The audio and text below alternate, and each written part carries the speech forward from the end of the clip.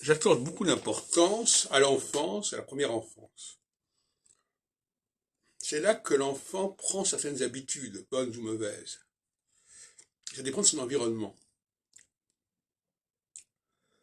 Il faut qu'il y ait une certaine signalétique pour que l'enfant puisse faire fonctionner son raisonnement, si on peut dire. Signalétique, ça veut dire quoi? Ça veut dire qu'il faut qu'il y ait des groupes qui aient chacun leur spécificité et qui par conséquent aient une certaine homogénéité comportementale. Si on a affaire à des groupes hybrides, ce n'est pas possible. Des groupes mixtes, ce n'est pas possible. Parce que dans la mixité, il y a tout et son contraire. Et par conséquent, ça va décourager le mental, en quelque sorte.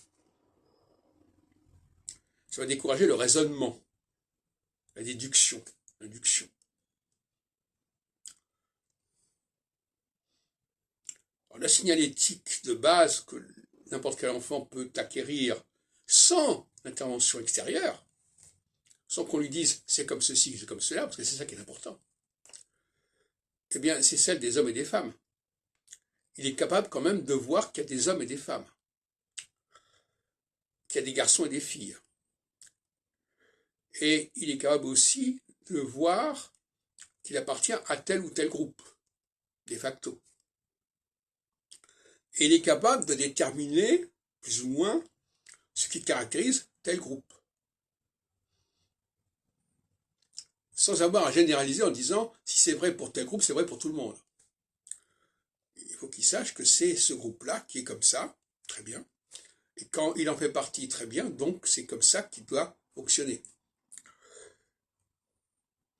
S'il commence à se dire qu'il appartient à un groupe mixte, ça va créer de la confusion dans son esprit et dans son identité.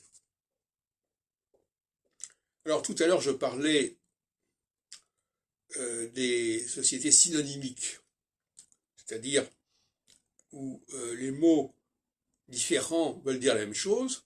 Là aussi, c'est une création, ça crée de la confusion, évident. Ça crée la théorie du genre.